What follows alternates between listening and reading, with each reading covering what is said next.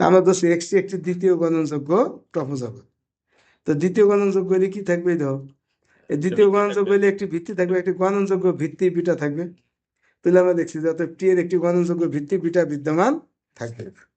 যেন বিটা সমান সমান, এই যে বিটা সমান সমান দেখছি বি এন, যেন এন বিলং টু এন, তার মানে কি B one B two B three এইভাবে পাওয়া যাবে আর কি গণনযোগ্য ভিত্তি। আচ্ছা আচ্ছা, এখন আমরা ধরছি একটা সেট নিছি এ সেট, দ্বিতীয় গণনযোগ্য সেট। আমরা একটা সেট নিছি, ধরি এ সেট সমান সমান এক্স এন, তার মানে কি এই এ সেটের মধ্যে কি আছে? X one X two X three X four X 50 এরকম। যদি এক্স এন এ 10 হয় তাহলে 1 থেকে 10 পর্যন্ত, এন এর মান যদি 50 হয় 1 থেকে 50 পর্যন্ত, X one X two X three X 50 পর্যন্ত।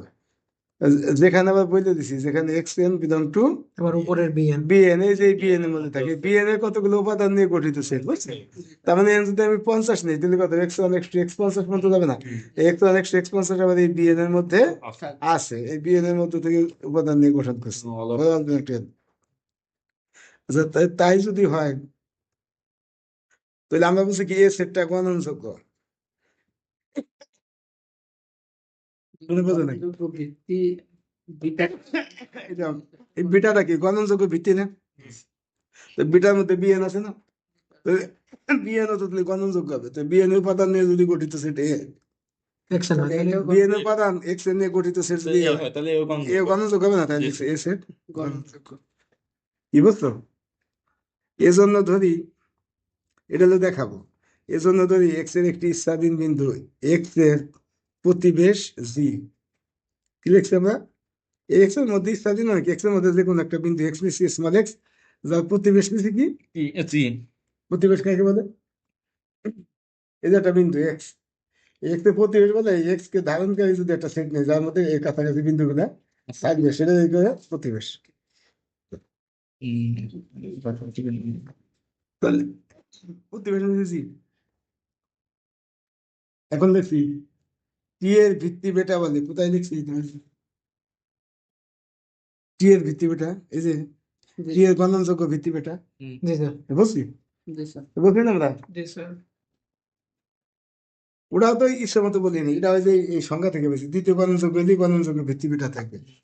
আমি বলছি যে টি এর ভিত্তি বেটা বলে, ভিত্তি বেটা বলে কমপক্ষে একটি, এই ভিত্তি বেটা বলছে না, জি স্যার ভিত্তি বেটা বলে কমপক্ষে একটি উপাদান দেখছে যে বি এন নট, এনে যে আমরা বি এন দেখছি না, এই যে বি এন, এটা মনে করো B one B two B three B four, বুঝছি না? যদি এন 50 হয় বি 50, ওর মধ্যে যে কোনো একটা নিচ্ছি বি ওয়ান বা বি টু বা বি থ্রি, তো বি ওয়ান নিলেও এন নটের মান 1, জি স্যার যদি বি থ্রি নিই তো এন নটের মান 3, বি থ্রি নিলে এন নটের মান 3, বি নটের মান 3 কিন্তু বি এন লিখলে তো শুধু মানে ওই কমন সবগুলা বোঝায়।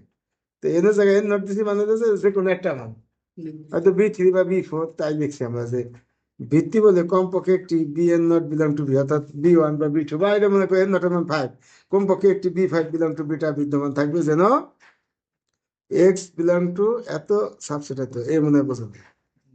হ্যাঁ, বিদ্যমান যেন না স্যার একটু বলে জি এর প্রতিবেশে থাকবে হুম, আচ্ছা, এটা বোঝেন নাই।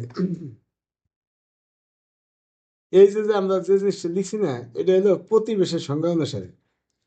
ওই যে প্রতিবেশ যদি জিটা যে প্রতিবেশ বলছি না, তো প্রতিবেশ যদি তার একটা যে এক্স এর প্রতিবেশ দিতে এক্স একটা এবং সেটার মধ্যে হবে, সেটা হবে জি এর সাবসেট। কথা বলছি আমরা পড়াইছি আগের দিকে না, তোমরা তো এই ধর এই এ সাবসেট এক্স এক্স এর প্রতিবেশ বলা হয়, তো এ কে প্রতিবেশ যদি হয়, এটা যদি প্রতিবেশ হয় তাহলে এক্স বিলং টু আই সাবসেটে।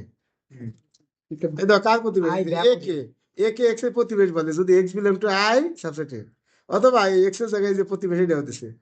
কথা বলছো? অথবা এই যে জি দিয়ে আছে, এই যে জি, এই যে এক্স বিলং টু জি সাবসেট, এই যে উড়ে নাই, যে সাবসেট এটা কিন্তু উড়ে নাই, এটা সাবসেট এ হ্যাঁ সাবসেট এ, একটু দিয়ে দেন স্যার, আমার সুবিধা হবে না যেন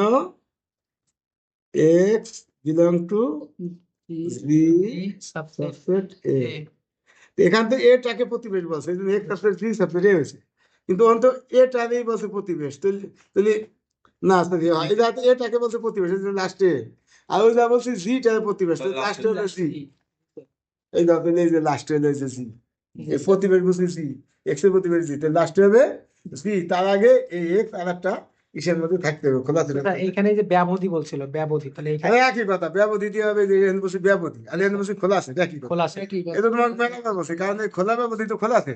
বুঝতে পারছি। এনে কি বলছি, খোলা ব্যবধি বলছে, এই তো খোলা ব্যবধি। খোলা ব্যবধি আর আর খোলা ব্যবধি খোলা আছে, তো এই জায়গায় খোলা ব্যবধি দেওয়া যাবে, খোলা সেটও দেওয়া যাবে, আবার খোলা খোলা গোলক। গোলক দেওয়া যাবে, রাইট, উন্মুক্ত গোলক, খোলা গোলক দেওয়া যাবে, আবার এটাও দেওয়া যাবে। কথা কি বলছো না বোঝো নাই? জি, এই যে এই সংখ্যা তো মুখস্থ না থাকলে তুই যে হঠাৎ করে ধরতে পারবে না তোমরা। পারবা না, পড়ার এই কথা বুঝতে পারছি। তাহলে এই দেখো, তো এই কারণে আমরা বলছি যে এটা ভিত্তি তাহলে তো এটার মধ্যে আছে। আর তাহলে এই যে আর এটা যেহেতু প্রতিবেশ, তাহলে x belong to B N subset, G, এটা হলো প্রতিবেশের সংজ্ঞা অনুসারে দেখছি। কথা ক্লিয়ার? ঠিক আছে। এখন আবার বলছি যে আবার এ এর সংজ্ঞা মতে, হুম, দেখছি আবার এ এর সংজ্ঞা মতে এই ধর এক্স এন বিলং টু, এই ধর এক্স এন কার মধ্যে আছে, এর মধ্যে আছে না? তার মানে X one X two X three X four আছে তো। জি তো স্যার, আমরা ধরলাম এই এক্স ওয়ানই ধরলাম, তো এক্স ওয়ানটা এদের মান তুলে এন নট দিতে হবে, বা এক্স ফাইভ হইলে সেটা ফাইভ লেখা লাগবে না, এই ফাইভের মতো এদের জায়গায় এন নট, ওই আগের মতো। তাই লিখছি যে এর সংজ্ঞা মতে x N not belong two, মানে এক্স এনই এনের একটা নির্দিষ্ট মান দিচ্ছে, নির্দিষ্ট এই মানটা এর অন্তর্গত। এটার মধ্যে আছে, কি তাই না? তো এক্স এন যদি এ থাকে, তাহলে এক্স এন নট এই বি এন নট এর মধ্যেও থাকবে। এক্স এন যদি এর মধ্যে দেয়, তাহলে এক্স এন কোথা থেকে নিতে হবে, বি এন থেকে। তাহলে এক্স এন এর মধ্যে থাকলে এক্স এন বি এন ও থাকবে। তাহলে সেই জন্য আমরা দেখছি যে X N belong to A implies X N belong to B N not, তাই তো? তো তাই যদি হয়, তাহলে বি এন নট আবার এই জি সাবসেট না, সাবসেট। তাহলে এইটার মধ্যে যাহা কিছু আছে সেটাই আছে না, নাকি নাই? আচ্ছা স্যার, তাহলে এক্স যদি বি এন নটে থাকে, এই বি এন নটের মধ্যে থাকে, তাহলে এটার মধ্যে কি থাকবে না, থাকবে না? থাকবে তাহলে এটা তো এটা সাবসেট, এর মধ্যে যাহা কিছু সবই তো দিতে আছে। তাহলে X N not belong to C, জি স্যার, কি কথা বুঝতে না বোঝা নেই? জি স্যার, তাহলে আমরা দেখলাম যে এক্স এন নট যদি এতে থাকে, তাহলে X N not B C তেও থাকে, অর্থাৎ জি